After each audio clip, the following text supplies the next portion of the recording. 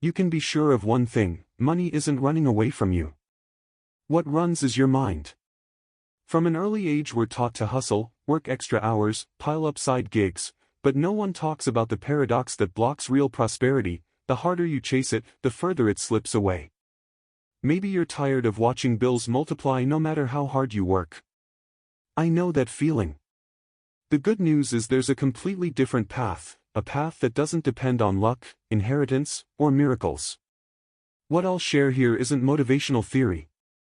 It's a practical code of synchronicity, something the quantum field, and real life, confirm every day. God doesn't work with delays, He works with precision. And if this video found you today, it's because you're standing exactly where your financial life can turn inside out. Get ready to discover why letting go of control is the hidden key to freeing your money, your time, and your peace. We're about to enter a journey that starts in the unseen but reorganizes everything you can see. He remembers the days when waking up already felt late, like life was an endless race against bills.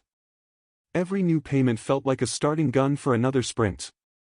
His heart raced, his mind calculated, and his spirit shrank. It was like living in a packed stadium where everyone runs but nobody crosses a finish line. Maybe you felt that same pressure, that money is always one step ahead, teasing your effort. But beneath the exhaustion, a question started to rise: what if none of this is actually delay? That was when he encountered the perspective of the quantum field and realized that life never misses a beat. God doesn't rush to adjust bank accounts, He works in perfect timing. It's like a conductor waiting for the exact moment to cue the next note. This idea can feel strange, especially when your balance says otherwise, yet it's the seed of a powerful shift. He discovered that the real change didn't come from running faster but from releasing the weight of the race. Letting go isn't the same as doing nothing, it's trusting that there's an invisible rhythm organizing each detail. It's like easing your grip on the steering wheel and finding the road still carrying you. This insight quietly invites a bigger question: what if your prosperity isn't built on frantic effort but on a very different kind of movement? He remembers a routine that felt like an endless loop, salary in, salary out, vanishing like water between fingers. Every paid bill gave a brief breath of relief before another wave of charges arrived. It was like rowing in open sea, waiting for the next surge that never stopped. Each small victory felt like nothing more than a pause before the next storm. Maybe you know that tight-chested feeling of never being able to reset the game. During that time, money thoughts were constant, uninvited guests that never left. He woke up calculating, fell asleep listing expenses. Even a simple coffee with friends carried the silent question: will there be anything left over? The irony is that all that mental vigilance never prevented problems. It only fueled anxiety. Like staring at a speedometer hoping the car will move faster, the motion was purely mental, but the wear and tear were real. What cut deepest was the sense that nothing ever truly changed, no matter how hard he worked. Every extra shift or side gig dissolved in surprise expenses. This grind of effort and frustration drained more than the wallet, it drained joy, relationships, even health. But out of that exhaustion, another question surfaced: what if running harder isn't the way out? That single crack of curiosity opened a doorway to a completely different way of seeing money. Almost like a lightning flash, he realized the real enemy wasn't the bills themselves but the energy of scarcity tied to every worry. The harder he tried to escape, the tighter it held him. Anxiety became a magnet for new problems, a maze whose every exit led back to the same spot. Maybe the problem wasn't lack of income but the frequency of fear feeding every debt.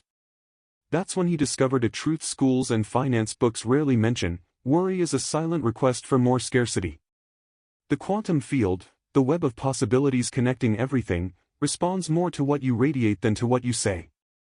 If your body trembles in fear, that's the message the universe receives. He recalls nights of reciting positive affirmations while his heart still pounded. It was like trying to calm the ocean by talking to the waves while the inner wind kept raging. Once he understood that every urgent thought was another brick in the wall of debt, something began to loosen. It didn't happen overnight. First came the decision to let go, to stop measuring every cent with desperation, to step back and breathe. Like a gardener who must trust the soil after planting, he learned to sow patiently. In that conscious pause, life began to reveal subtle signs of a new path, as though a silent portal was about to open. He eventually saw that his obsession with control was its own trap. Hours spent calculating, tracking every expense, tweaking spreadsheets only deepened the belief that nothing would ever be enough. It was like trying to hold water in a fist. The tighter the grip, the faster it slipped away. This hypervigilance didn't create security, it created distrust, and the field mirrored exactly that. Life seemed to whisper, if you don't trust, why should I?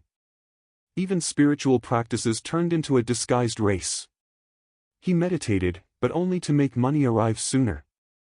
He made affirmations, but with a clenched heart. Each visualization was almost a hidden demand. Many fall into this same paradox, saying, I trust, while vibrating, I'm afraid. The body tells the truth the lips try to hide, and that's the frequency the universe picks up first. The field doesn't react to words, it responds to what is genuinely felt. Only when he finally loosened the reins did something new appear. Little coincidences, a sudden discount, an unexpected job offer, started to show up as if life had been waiting for that act of trust. The lesson was unmistakable: letting go isn't abandoning effort, it's allowing. When the mind understands that control isn't protection but weight, space opens for something greater to steer the journey. He began seeing each debt not as an enemy but as a mirror. Instead of cold numbers, he noticed signals of emotions that still needed healing. It was as if every bill carried a message: here is where fear or attachment still lives. This new lens changed everything. The crushing heaviness lightened, and a surprising relief set in, as though each payment stopped being a threat and became a quiet teacher. Facing debt as a stage of refinement relaxed his whole body. It wasn't resignation, it was active trust. The once noisy anxiety gave way to a calm that spoke louder than words. Every paid or renegotiated bill felt like part of his inner life being restructured. And, paradoxically, in that atmosphere of serenity, financial opportunities began to appear with ease. This shift brought an unexpected discovery: he didn't have to wait for a debt-free day to feel free. Freedom was born inside, long before any positive balance showed up. Prosperity, he realized, isn't the absence of bills, it's the presence of trust. And that's exactly where life tends to present the next invisible challenge, testing whether the new vibration is strong enough to hold something even greater. He learned that the secret wasn't chanting more affirmations but teaching the body to feel abundance before it appeared. It was like training a new muscle. At first, every meditation was an exercise in imagining security while bills still sat on the table. Over time, that practice became natural, until the feeling of calm grew stronger than any bank statement. This harmony between mind and body began to create tangible change. Financial openings surfaced in surprising ways. A long-delayed payment suddenly cleared, a partnership invitation arrived from someone he barely remembered. It was as though the universe needed only that silent certainty to rearrange circumstances. The more consistently he held that vibration, the easier it became to stay in it. Of course, the mind tried to interfere: what if it's just luck? What if it ends tomorrow? Yet each time, the body, now trained in trust, replied, provision is constant. This was the true test, to remain in abundance even when a new bill appeared or an unexpected expense loomed. And that's precisely where the next level of prosperity began to unfold. He realized that the toughest stage isn't when everything is hard, it's when the first signs of change start to show. It's like crossing a swaying rope bridge: you can see the far side, but the wind shakes you, urging you to turn back. Bills still arrive, though lighter than before, and old anxieties try to reclaim control. The temptation to hurry and demand guarantees can feel almost irresistible. During this stage, he used simple daily practices to stay grounded.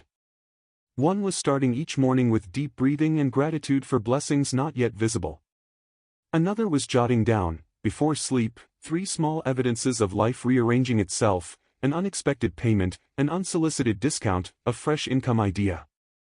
These notes worked as anchors, reminding him that the inner reality was already shifting, even if the outer world lagged behind. By keeping up this quiet rhythm of gratitude, something extraordinary happened: fear lost its grip. Each challenge met only strengthened trust, like a muscle growing through exercise. The quantum field responded with more synchronicities, as if testing the stability of this new financial identity. And with each confirmation, a new doorway to lasting prosperity creaked wider open. He finally grasped that true prosperity isn't a lucky windfall or a single paycheck that comes and goes. It's a state built to last because it's cultivated within. Just as a tree needs deep roots to withstand storms, a financial life needs an emotional foundation strong enough to weather highs and lows. That's why some answers seem to delay. The field waits until the inner structure is ready. Patience, then, stopped feeling like suffering and became a deliberate strategy. Instead of counting days, he started counting signs: stronger relationships, maturing business ideas, habits turning into real consistency. It was like watching a building take shape, slow from the outside, perfectly aligned inside. This perspective helped him resist the urge to give up whenever impatience whispered. Eventually, prosperity ceased to be a far-off event and became a steady presence. Opportunities flowed, bills resolved themselves almost naturally, and even challenges carried a clear purpose. What had once been despair turned out to be training to live in divine timing.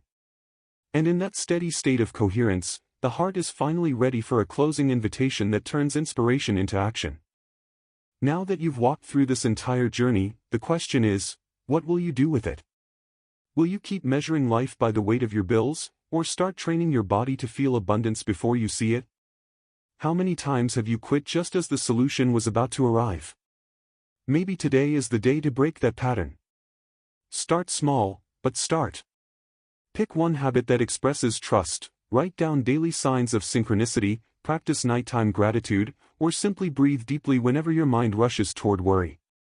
Each gesture is a message to the field: I trust the divine timing of my prosperity. The more you hold that vibration, the faster reality aligns with it. And now I'd love to hear from you. What insight hit you the hardest? What will you apply in the coming days? Share your decision to trust in the comments. And don't forget to subscribe to the channel and turn on notifications so each new video can become another step on this transformation that has already begun.